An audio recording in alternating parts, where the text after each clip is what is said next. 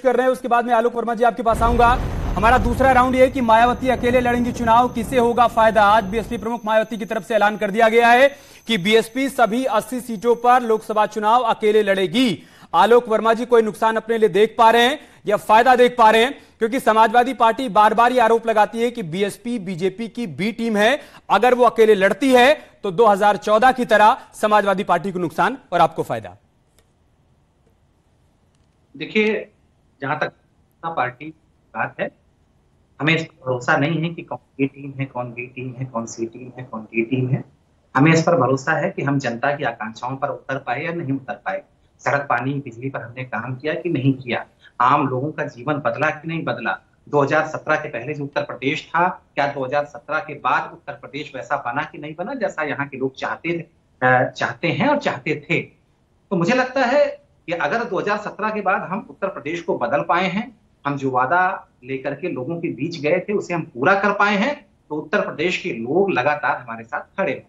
आज बहुत सारे तरीके के दावे किए जाते हैं, लेकिन लगातार अगर हम चुनाव जीत रहे हैं, 2014, 17, 19, 22, निकाय चुनाव हो या फिर ग्रामीण चुनाव हो, सभी चुनाव पे अगर हम जीत रहे हैं, हो सकता है थोड़ा बहुत कहीं वोट प्रतिशत घट रहा हो, कहीं बढ़ रहा हो, लेकिन अगर ओवरऑल देखा जाए तो भारतीय जनता पार्टी बुलंद तरीके से जीत रही है। तो इसीलिए जीत रही है क्योंकि उत्तर प्रदेश अपने लिए जो परिवर्तन चाहता था, उत्तर प्रदेश के लोग अपने लिए जो तब्दीली चाहते थे, वो भारतीय जनता पार्टी की सरकार ने करके दिया है, करके दिखाया है।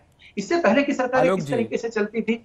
आलोक जी देखिए, लोकसभा के चुनाव में या फिर उपचुनाव में दूसरे दलों के गठबंधन को आप सिरे से खारिज नहीं कर सकते हैं। 2014 में आपकी प्रचंड जीत होती है, लेकिन 2017 में जब गोरखपुर और फूलपुर सीट पर उपचुनाव होता है और वहां दलों का गठबंधन होता है तो आपकी हार हो जाती है। 2019 में हमने बता ही दिया कि जब बीएसपी और समाजवादी पार्टी साथ में आई तो समाजवादी पार्टी को भले कोई फायदा नहीं हुआ, लेकिन वो बीएसपी जो कि 2014 में 0 पर थी, वो 10 सीट पर पहुंच गई।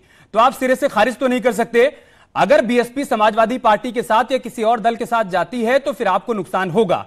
अकेले लड़ने का ऐलान कर दिया तो आपको फायदा होगा, यही तो कहा जा रहा है। 2019 का जब इलेक्शन था तो उस समय जब गठबंधन हुआ समाजवादी पार्टी का और बसपा का गठबंधन हुआ, तो वो अपने आप में ऐतिहासिक गठबंधन था, इसमें कहीं कोई शक नहीं। दोनों दलों के बीच दूरियां काफी बढ़ चुकी थी और कोई मान नहीं रहा था कि उत्तर प्रदेश में समाजवादी पार्टी और बसपा साथ मिलकर के चुनाव लड़ेंगे। उनकी अपनी वजह थी, आप अच्छी तरीके से जानते हो, उसे दोहराने की जरूरत नहीं।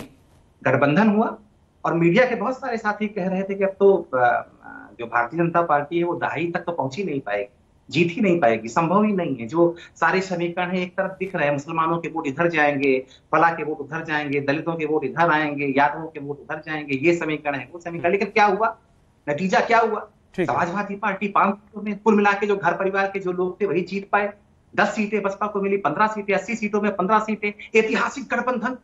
पूरी मीडिया में जो चर्चा चल रही थी पूरे उत्तर प्रदेश की, वहां हमारा क्या नतीजा निकल के आया? ठीक है, मुझे लगता है अनुराग जी आप इस पर रिस्पॉन्ड करिएगा, लेकिन साथ ही साथ सवाल यह भी कि देखिए, निकाय चुनाव में एआईएमआईएम और आम आदमी पार्टी की एंट्री से जो समाजवादी पार्टी का MY समीकरण है उसे कुछ हद तक नुकसान पहुंचा है। इसके अलावा बीएसपी की तरफ से साफ संकेत हो गया है कि 2024 में कोई गठबंधन नहीं होगा। 19 में हो गया था, 24 में नहीं करेंगे।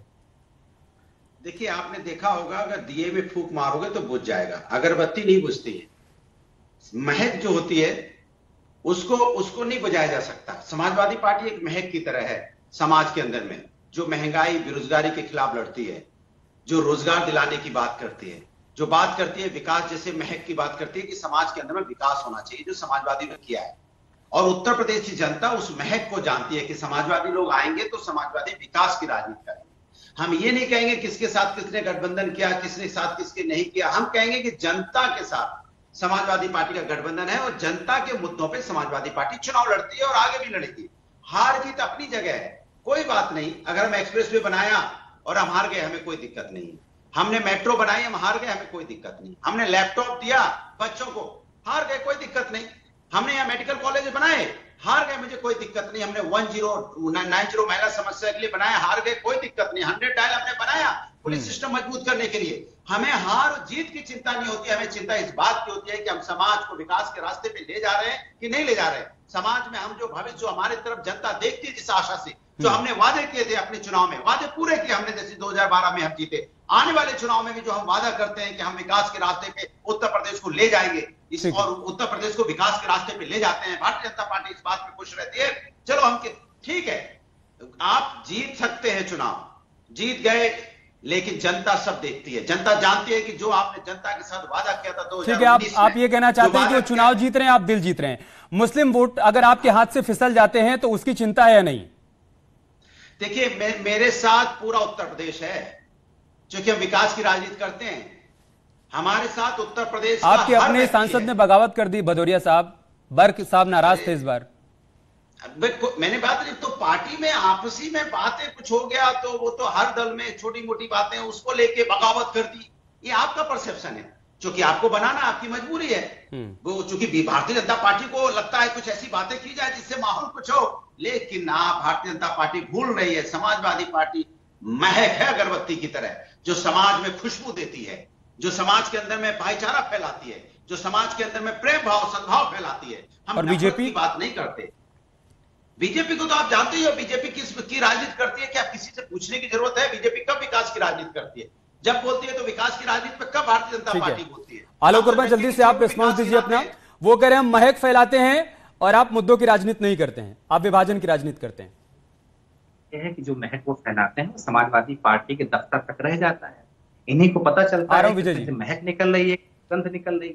अरे जो इन्होंने जो उत्तर प्रदेश में 2012 से लेकर 17 के बीच में बड़ी उम्मीदों के साथ लोगों ने समाजवादी पार्टी को सत्ता सौंपा था, इसमें कोई शक नहीं।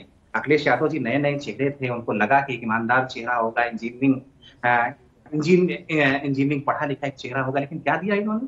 गायत्री प्रजापति को कौन भूल सकता है? किस तरीके से मुख्यमंत्री निवास के चंद कदम दूर जिस बंगले में रहते थे वहां किस तरीके से खनन का कारोबार चलाते थे, किस तरीके से अवैध कारोबार चलाते थे, किस तरीके से व्यभिचार वहां होता था, क्या कोई भूल सकता है गायत्री प्रजापति को? और गायत्री प्रजापति के ऊपर सपोर्ट किसका था?